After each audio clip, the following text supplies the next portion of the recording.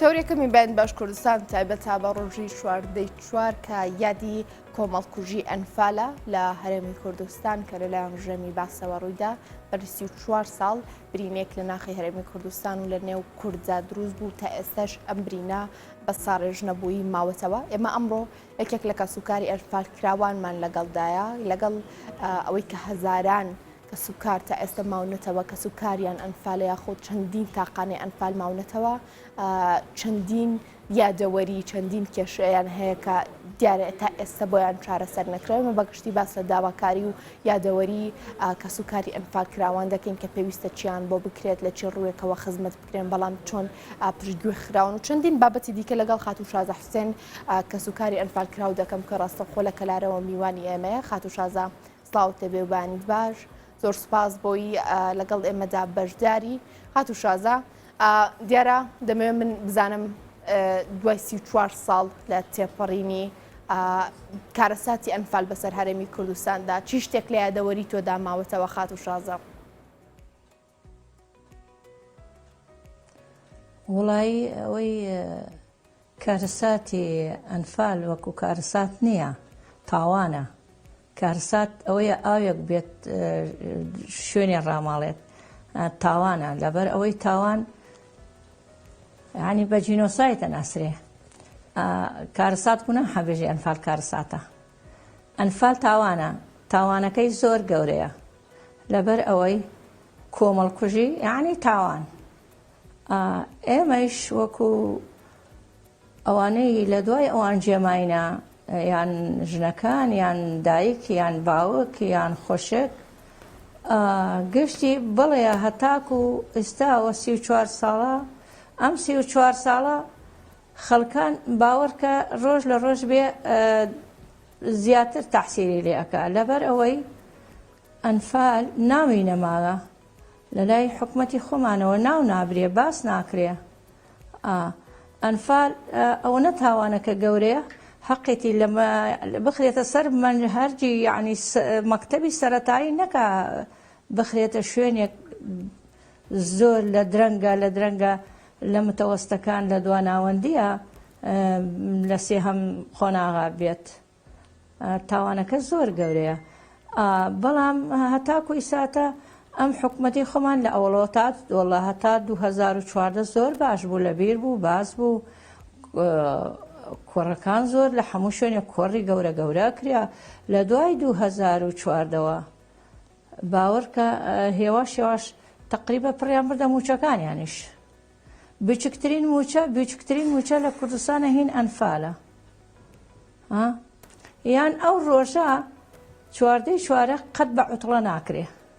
ئەلەورانە یعنی خاوەنی ئەنفالەکان لەوە زۆر بێتاقەتە. بۆ خەڵکێک ئەمریە 50 ساڵ بەری سەمەدە ئەو ڕۆژە کرێتە عوتڵە. ئەو کەم تەرخەمەی کە بەرامبەر ئێوە و کەسوکاری ئەنفال کراوانی دیکە لە هەرێمی کوردستاندا هەیە. بەڵام دەمێ بزانم 34 ساڵ ئێستا بەسەر ئەم تاوانەدا کە بەسەر هەرێمی کوردستاندا سەپێنرا بەسەر هەرێمی کوردستاندا هات تێپەڕیوە. تا ئێستا ئێوە لە ماوەی ئەم 34 ساڵدا چۆن خزمەت کراون، چۆن قەرەبووی برینێک کراونەتەوە کە ساڕێژ نابێت؟ وڵا قەزەی خزمەت کراو هەر عینەن خەڵکی هاوارە، خەڵکی چەند شوێنێک خانوو دەستکردیان بۆ کراوە. بەڵام ئەنفالی شەر وەکو ئەو جاشانەوە ئایسە پۆلیس و نوویساتە پێشمەرگونەمانە هەر وەکەوە پارچە عەرزێکی دەریاوە پێ و 27 ملیۆن من ناتوانم درۆچ نادەم 27 ملیۆن دریاوە دەست خاوەنەکە پارچە نەکا بە یەکجا بڕۆ بیکە خانی پێ بکە. بەڵام ماوەی چەند ساڵێک هەتاکو لە 2008 هەتا 2011 تا 2012 5 ملیۆن بێبەرانبەر مناڵی ئەنفال شووی بکردایژنی بێنایە 5 ملیۆنیان بێبەرانبەر ئەدا پێ یادیان پێ کرد. بەڵایتر ئەوە هەر 4 ساڵ 5 ساڵ بوو نەما. دوایەکەی وەکو بۆ توتم ئەوانە کراوە. دوای ئەو ساکەش لە 2003 ئەو ناوە هەتا بێتە 2005 بوو 2005 هەتاکو 2009 مناڵی ئەنفال 5 دەرەجە لە 6 تەواوکردای 5 دەرەجە دریا پێ وەکو حەق ئەمانە کریاوە. ئەڵام ئیتر دوایە ساکە لە 4 لە ساڵی 2014 600,000 بوو. موچەی ئەنفال لە 2000 مانگی 11 یعنی لە 2002 مانگی 11 موچەی ئەنفال دەرچێ خۆ لە ئەوڵە موچەی ئەنفال نەدریاوە. مناڵە بچکەکەمان ئازەوبی من خۆم بۆ خۆم وڵای یەک کچمە یەک مناڵمێ تاقانەیەکم هەیە زیاترم نییە. دوایەکەی بڵێ تاکو ئیساتە خاوەنی هەر چاوەڕێکە لەبەرەوەی نەدیمانە بمرە نەدیمانە قەوریان بێ نەدیمانە هەر دڵت لەلایەتی وەکو وێژی شتێک چۆن گوم بکەی ئاوهایە ئاوا خەڵکەکە گوم بوونە. هاتو شازامی تۆ باس کرد زیاتر لایەنە مادێکی باس لەلایەنی کۆیت چۆن لەلایەنی معنەویەوە ئێوە قەرەبوو کراونەتەوە چۆن ڕێزێک ئاراستەی ئێوە کراوە ئاراستی کەسانی هاوشێوەی ئێوە کراوە بۆ ئەوەی وتم ئەوانە کراوە وەکو وتم ئەوانە کراوە. مەسەل کۆیت چەندێ دوای ئێمە بووە دوای ئەنفال بووە کۆیت کەچی سەیرەکەی وە حەقەتۆ کۆیت حەساوکە یعنی 2 ساڵ دوای ئێمە بووە لە کۆیت قەرەبوویان هەموو کرایەوە هەتای ساتە قەرەبوو ئەنفالێک نەکراوەتەوە یعنی بێژین وەڵا ئەوە قەرەبووی کراوەتەوە و ئاوە. ئایا بۆ ئەگەر ئەندام پەرلەمانەکانی کوردستان ئاچنە عێراق لە بەستەینا هەموو حیزبەکان نەکا یەکێکی بەستەینا بۆ موچەکەیانیانە هیچ باسی ئەنفال نییە هیچ باسی ئەنفال نییە. نەکا بڵێ حیزبێک و 2 حیزب و 3 حیزب بڵێ حیزبێکی سەرەکی هەیە لە کوردستانە دەسی ئەڕوا ئەوە هەر پشت گوێمانی خستە هەر باسمانیش ناکە باسی ئەنفال هەناکەوە هیچ شێوەیەک. ئیتر ئێمەش چی بکەین لەورانە هیچ دەسەڵاتێکمانە ئەچی ڕێپێوانەکەی حەسابت بۆ نییە هەرچی بکە هیچ حەسابێکت بۆ نییە. دوایەکەی وەکو بۆت وتم هەرچی کەسێک بۆ گیرفانی خۆیەتی ئیساتە لە بەغاچی شەڕێکە تەینا لەسەر ئەوەی بزای کێ بێتە سەرۆ کۆمار بۆ ئەنفالەیکەن بۆ ئەوەی کەن شوێنەکانمان ئاوەدان بکەنەوە بۆ ئەوەی کەنخانە دەشتمان بۆ بکەن بۆ ئەیکەن قەرەبوومان بکەنەوە نەخێر قەرەبوومان باوەڕکە باسی نییە. ئێمە داوامان لە حکوومەتی هەرێم هەیە لە بەغدا داوا بکە حکوومەتی بەغدا داوای لێبردن لە کەسوکاری ئەنفال بکە یەکەم دووهەم قەرەبوو هەموو قەرەبوویەکی ئەنفال بکاتەوە مادی و معنەوی. دوایەکەیش داوا ئەەکەین ئێسک و پرسکەکانیش بە هەر شێوایەک بێ ئەوەی دەستیان بکەفێەوە بزان گۆڕەوە کۆمەڵێک لەکوێیە بڕۆن هەڵی دەنۆ و بێرنەوەی هەرچەنێکیش ڕەنگە باشە خات و شازە لەسەر ئەو گۆڕی بە کۆمەڵانی کە تۆ باسەکردنەوە ناوە ئەوانی بەتەماکە کورە ماوەی درێژیشی زۆر لە نێواندا ینی گۆڕێکی بە کۆمەڵ دەدۆزنەوە چەند کەسێکی تێدا نێژراوە چەند کەسێکی تێدا زیندە بە چاڵ کراون تا ئێستا هەرێمی کوردستان ینی بۆی ئەوەی قەرەبوو کردوتەوە کە هیچ نەبێ ناسنامەی ئەو کەسانی کە لە گۆڕە بە کۆمەڵەکەدایە بە ئێوە بڵێن. ئەوەی وەکو بۆتوتم ئەگەر کەسوکاری ئەنفال کراوەکان لەو هەڵۆدانەی گۆڕە ئامادە بێ ئەوە ئەتوان بڵێ من وەختی محکەمەی سەدام حوسێن ڕۆیشتمە بۆ محکەمەی سەدام حوسێن بڵێ لەویانە نۆ ناسنامەیان نیشانمانداین یەک عایلە بوو کچێ لەو عایلە وەلمانە بوو یان تۆ بێژە پێ کەچی من هەرچەندم کرد ئاخرەکەی بردمە لای یەکێ محامیەکانتی بێری بۆی لە خۆم پێێژم کەچی چیمان لەورە ناسنامەکان و یەوە شێواش قسەمان بۆی کرد و ناسنامەکانمان داوە دەسێەوە کچەکە بورایەوە. بڵێ هەیە ئەوانە هەیە ناسنامە بەڵام لە پشت یەکێکیان نابوو لە گشتی هەر حاوجنسیەکە لە پشت کچێترا بووە لە ئەم کچە ئەنفال نەبووە ئەوەکان ئەنفال بوونە. بڵێ ئەگەر ناسنامەکان بێت ئاشکرایەکەن ڕقم لە سەریدانن. شازەتەوە کە شایەتی دادگایکردنی سەدام حوسێن بووی لەسەر تاوانی ئەنفال چی شتێکی وت ئێوە چیتان بە ئەو وت؟ وەڵی وەختێ من دانیشتم بە حەقەتۆ ئەو پێش من ژنێک وەرژنێکە بووە دەمەدەمەی هەڵسیا ئەوە سەر خۆی داوە سەر قەفەسەکە هەڵسیا دەریان کرد دەرکریا بریاوە شوێنێکی ترۆ وەختێ من دانیشتم بەڵام حامیەکانی بەرامبەرمیانە گرت ئەیان ئەم ژنە بە گوێرەی قسەکردەکانی خەڵکی دەشت نیە و پیاوشی ئەنفانێ وتم وڵی فەرمونون نوجلەیەک پێک بێرن با بڕۆین سەیری شوێن ماڵەکەم بکەنەوە وڵا پیاوەکەیشم ئەنفال کریاوە و لەبان ماڵەکەی خۆی و پیاوم فەلاح بووە هیچ نەبووە و ناتوانی بێژی ئێمە وەکو ژنی کورد گشتی زیرەکە بە محامەکەی وت تۆ ئێژی وڵا ئەم ژنە خەڵکی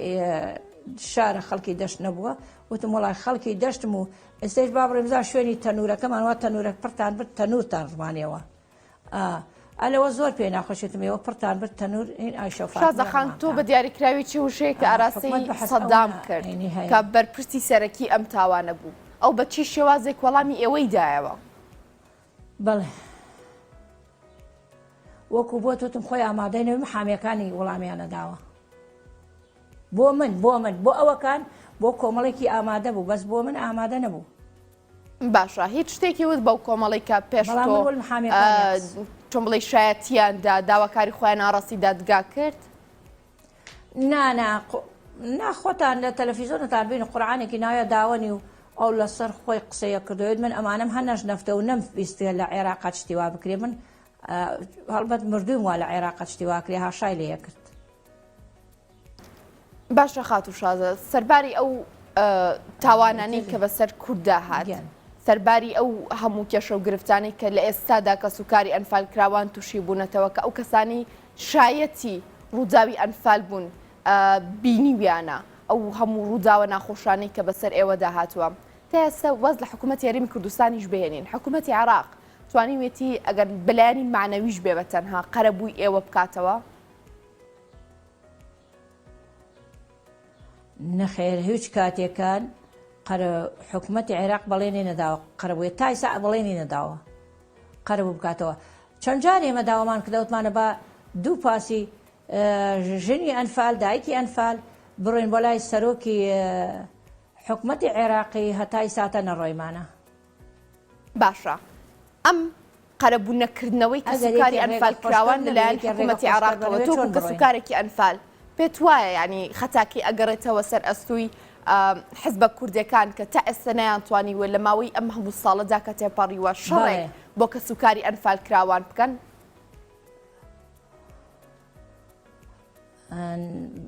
نەیان کردە هەر وەکو هەر حزبەکەی خۆتانیش هەر داوای ئەوە کا بێتە سەرۆکی حکوومەتی عێراق بەڵام باسی ئەنفالیان هەنە کردەوە کەش هەموو حیزبەکان وتم حەزبی ئێمە کێیە خاتو شازە ئەیتر ئەوەتانی هیچ حەزبیەوەنەوەی نوێیە باشە من تەنها ڕوونکردنەوەیە کە دەم لێرە ئەوەی کە نەوەی نوێ ئەیکا هەفتە خاڵی لە بەرژەوەندی هەموو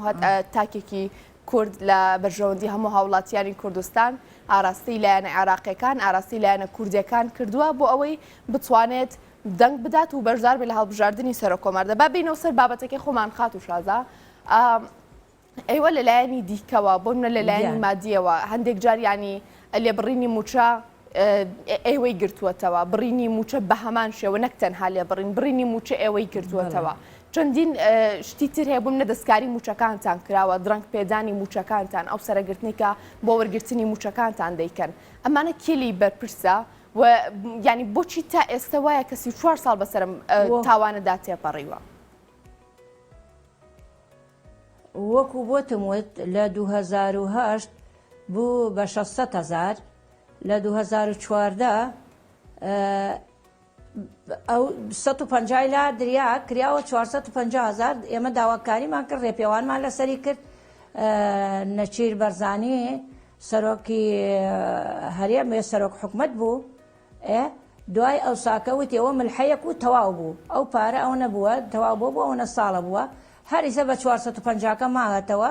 بەڵام ئەو ژنانەی وەکو من پیاوەکەی ئەنفال بێ 50,000 زەوجی خریاتە سەری 3 ساڵە دوای ئەوسا ئەو پیاوانەی شوار خێزانەکەیان ئەنفال بووە هە زەوجی خریاتە سەری بەڵام ماڵی مانگی دوو زەوجەکە نەما هەرا کریا بەڵام وەکو حەق مانگی سێ خۆتەزانی ڕاتب نەبوو ئێستا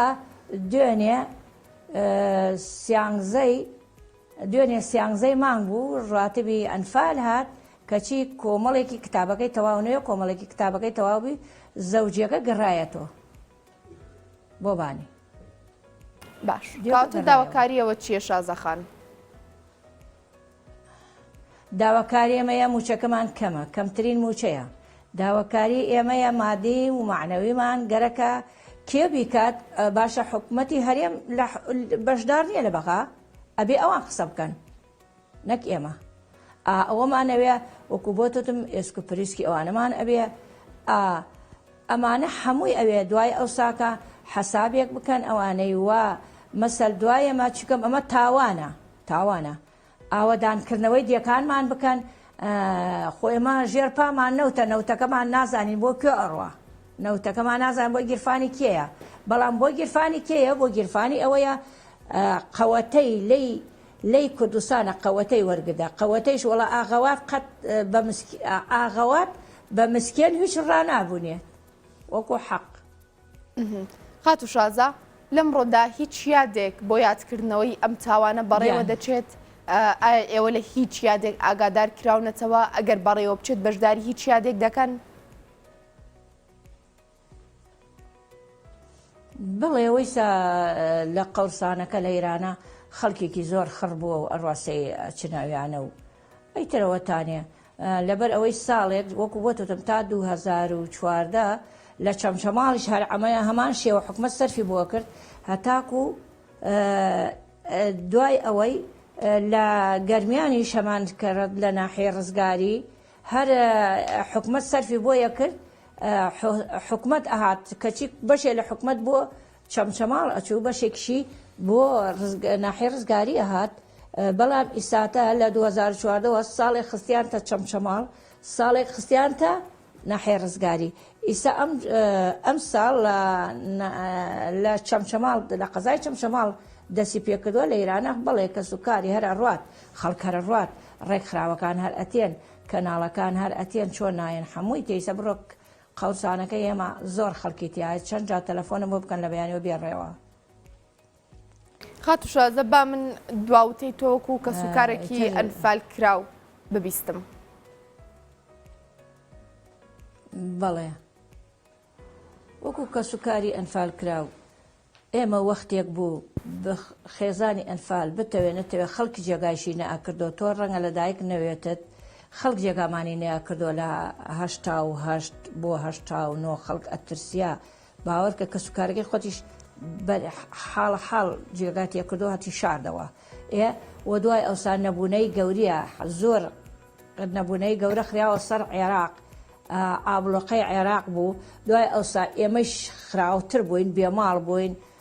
تربیە حاڵ بووین خەڵک نیمەی لە سجناتیوە خەڵک نیمەی خەڵک شاردوایی ژیانێکی سەیامەرگی ژیانێکی سەیامەرگی مەسەر من یەک مناڵم بوو خەڵک بی پێنجی بی شەشی بی ژیان ئەوانە هەر نەبوو ژیانیان کووە یعنی چی ژیانێکیان کرد قەت لە بۆنەی بێژیانیوە باوەڕکە ئەو وەختە ئەنفالت وە بیر نەکەفتە تو تێتەوە سجنن تێتەوە بتەوێنێتەوە هاتا ئینتفازەی عێراق کریا 2003 خەڵکەرەوی سجنن ئەمانوت تێنەوە هەتا 2003 خاوەنی ئەنفال چاوەڕوان بیبانەمانوت تێنەوە هەتا دووسێژنێک شووی کردوێت مەگەر پیاوەکەت پرسیارم لێکرد مەگەر پیاوەکەت بێتەوە چیەکەم پیاوەکە لە چینی داوەکە وتی وڵا ئەگەر کۆنەکە ئەوەی ئەنفال کریا هەڵم بۆرم بگرێتەوە تێمە وەلایەوە یعنی ئاوانە بوو هەر چاوەڕوان بیبانە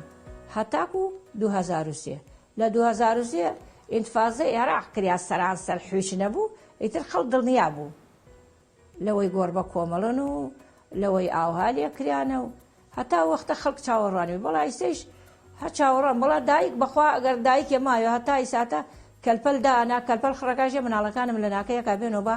بێماڵ نەبن با بێ کەلپەل نەبن ئەیتر ئەوە یعنی تاوان گەورە نییە شاهەت دایک چاوەڕێەکە یا باوک چاوەڕێەکە تاوانی گەورە نییە ئەیتر خەڵکێک تازە تا بمرێ ئەمە چ شتێک بووە ئەنفال قەت لە بیر ناکرێت تا ئەو ڕۆژەیەژێ نەژنەفم خڕێ خاک و بێڵوە گۆش ناکەم قەت داخەکەت خۆش لە بیر ناچێتەوە تا ڕۆژە بمری لە بیر ناچێتەوە خاتو شازە حسێن کە سوکاری کە خەڵکەیە شەو خەوی لێ ناکە فێ واسواسەکە مناڵ سپاس بۆ تو خاتو شازە خاسەبووریتان بات و ئینشەڵا و داواکاریانی کە ئێوە و هەرتاکێکی ترکە کە سوکاری ئەنفالە داواکارەکانی جێبەجێ بکرێت سپاس بۆی لەگەڵمان بووی دەستان خۆش بێ و منش سوپاسانەکەم. زۆر سپاس. خۆشەویستان یەکەم تەوەری پرۆگرامی بیان باش کوردستان پێشکەشکرا لە دوای وچانێک لەگەڵتان بەردەوام دەبم.